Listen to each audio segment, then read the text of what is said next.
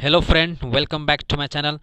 तो फ्रेंड, आज हम देखेंगे क्लास 10 बायोलॉजी यानी जीव विज्ञान में इम्पॉर्टेंट चैप्टर अध्याय 6 जैव प्रक्रम। ठीक है, लाइव प्रोसेस देखेंगे जो आपके आने वाले एग्जाम के लिए बहुत ही इम्पॉर्टेंट है।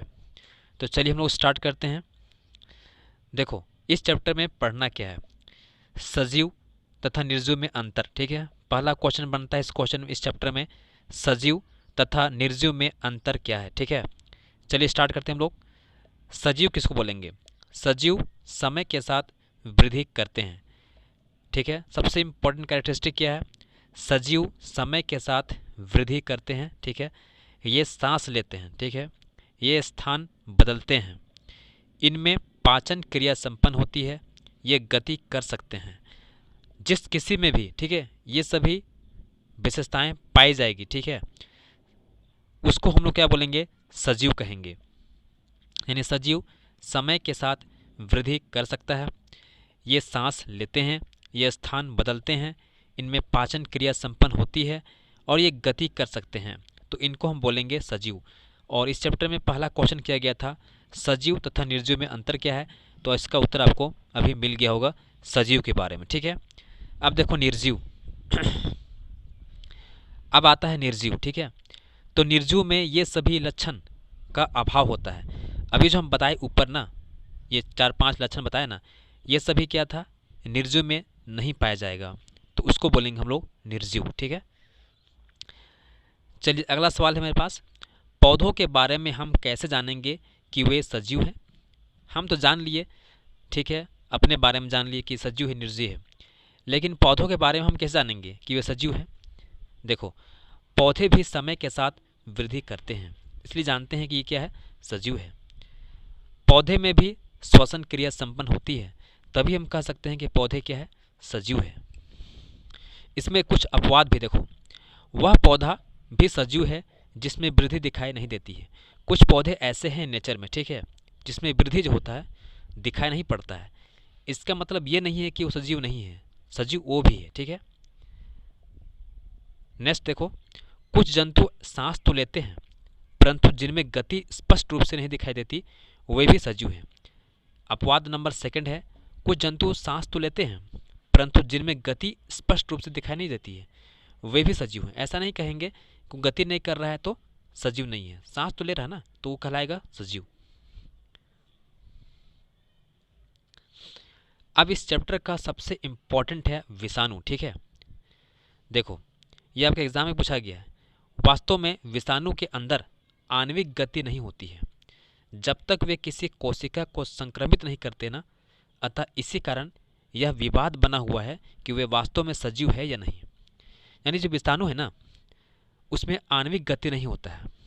ठीक है, तो जब तक वे किसी कोशिका को संक्रमित नहीं करते हैं तब तक वे मरे होते हैं, लेकिन जैसे ही वे किसी सजीव में अटैक करता है ना, अंदर जाके सेल को जब इफेक्ट पहुंचाता है, सेल में जब घुस जाता है अंदर, तब वो क्या होता है?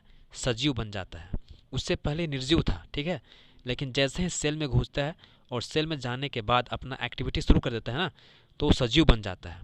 तो अभी तक इसका विवाद है कि इसको हम क्या करें, सजीव माने या निर्जीव माने। ठीक है, ये बहुत ही इंपॉर्टेंट सवाल उठता है इस चैप्टर में। तो निष्कर्ष क्या निकलता है? देखो, दिखाई देने वाली गति जीवन के परिभाषित लक्षण के लिए पर्याप्त नहीं है। तो निष्कर्ष यही निकलता है ना, अगर जो गति दिखाई पड़ रहा है तो इसको हम नहीं कह सकते हैं कि, उसको देख के हम नहीं कह सकते हैं कि वो सजीव है या निर्जीव है। ठीक है, जीवन को परिभाषित करने के लिए आणविक गति सबसे जरूरी है। अगर हम जीवन को किसी चीज़ को सजीव बोलना चाहेंगे ना, तो उसके लिए सबसे इम्पोर्टेंट है उसमें आणविक गति का होना। ठीक है, अगर आणविक गति हो रहा है तो उसको बोलेंगे हम सजीव है, अगर आणविक गति नहीं हो रहा है ना, तो उसको बोलेंगे निर्जीव है। ये सबसे इम्पोर्टेंट है इस चैप्टर का निष्कर्ष। ठीक है, चलिए आगे समझते हैं हम लोग जैव प्रक्रम क्या है। ठीक है, जो आपके एग्जाम के लिए भी काफ़ी इंपॉर्टेंट है। सजीवों में वे सभी प्रक्रम जो सम्मिलित रूप से अनुरक्षण का कार्य करते हैं जैव प्रक्रम कहलाते हैं। फिर से मैं डिफाइन कर रहा हूँ, देखो, सजीवों में वे सभी प्रक्रम यानी प्रोसेस जो सम्मिलित रूप से अनुरक्षण यानी मेंटेनेंस का कार्य करते हैं जैव प्रक्रम कहलाते हैं। जैसे पोषण हो गया, न्यूट्रिशन बोलते हैं इसको इंग्लिश में, श्वसन हो गया, रेस्पिरेशन, वहन हो गया, ट्रांसपोर्टेशन, उत्सर्जन हो गया, एक्सक्रीशन। तो ये सभी क्या है, बहुत ही इम्पोर्टेंट प्रोसेस है जो सजीवों में होती है। ठीक है, पोषण, श्वसन, वहन, उत्सर्जन, तो ये मेंटेनेंस का काम करती है। ठीक है, उस सजीव के लिए, तो उसको बोलेंगे हम लोग जैव प्रक्रम। ठीक है,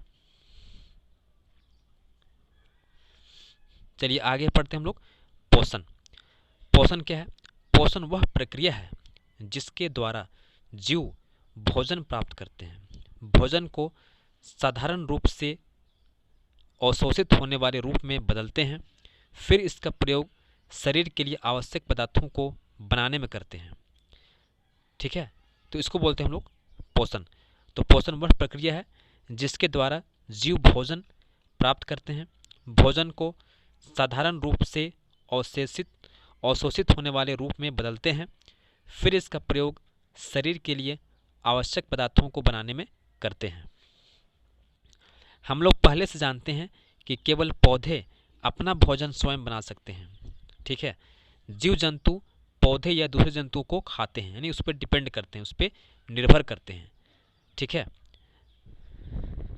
यहाँ पर मैं डायग्राम से दिखाया हूँ, देखो ये सनलाइट है, सूर्य की किरण, ठीक है, और ये पानी है और ये क्लोरोफिल है।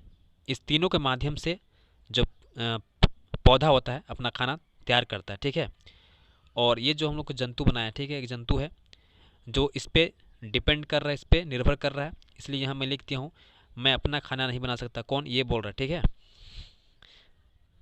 चलिए आगे समझते हैं हम लोग श्वसन क्या है। श्वसन एक ऐसा प्रक्रिया है जिसमें कार्बनिक पदार्थों के ऑक्सीकरण के फलस्वरूप ऊर्जा प्राप्त होती है तथा कार्बन डाइऑक्साइड एवं जल मुक्त होता है। ठीक है, यानी श्वसन एक ऐसा प्रक्रिया है जिसमें कार्बनिक पदार्थों के ऑक्सीकरण के फलस्वरूप, इसका जो ऑक्सीडेशन के फलस्वरूप ऊर्जा प्राप्त होती है तथा कार्बन डाइऑक्साइड एवं जल मुक्त होते हैं। जैसे मैं यहाँ देखो दिखाया हूँ, ये खाना है, इसको हम लोग खाते हैं तो ये ग्लूकोज बन जाता है। ठीक, ग्लूकोज बनता है, C6H12O6, ये हम लोग को बॉडी में जमा होता है। ठीक है, अब क्या करेंगे हम लोग, श्वसन जब लेंगे, ठीक है, इसका जब ऑक्सीकरण होगा तो दो चीज़ बनाएगा, कार्बन डाइऑक्साइड और H2O, प्लस ऊर्जा बनाएगा। ठीक है, प्लस क्या बनेगा हम लोग का, ऊर्जा बनाएगा, जो हम लोग अपने कार्य में इसका इस्तेमाल करेंगे। ठीक है, अब आता है हम लोग का उत्सर्जन।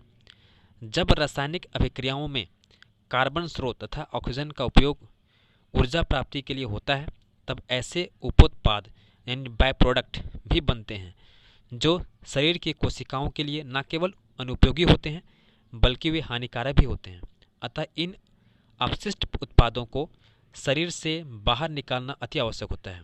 इस प्रक्रिया को हम उत्सर्जन कहते हैं। ठीक है, फिर से बता रहा हूँ, देखो जब रासायनिक अभिक्रियाओं में कार्बन स्रोत तथा ऑक्सीजन का उपयोग ऊर्जा प्राप्ति के लिए होता है, तब ऐसे उपोत्पाद भी बनते हैं जो शरीर की कोशिकाओं के लिए न केवल अनुपयोगी होते हैं बल्कि वे हानिकारक भी होते हैं।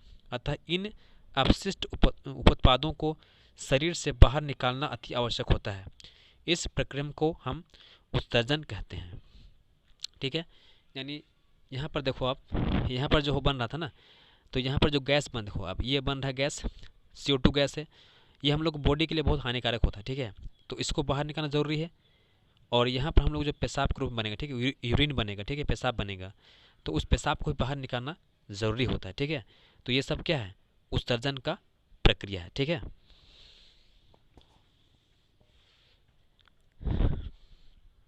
ठीक है दोस्तों, फिर से मिलते हैं हम लोग एक नेक्स्ट वीडियो में, तब तक के लिए धन्यवाद।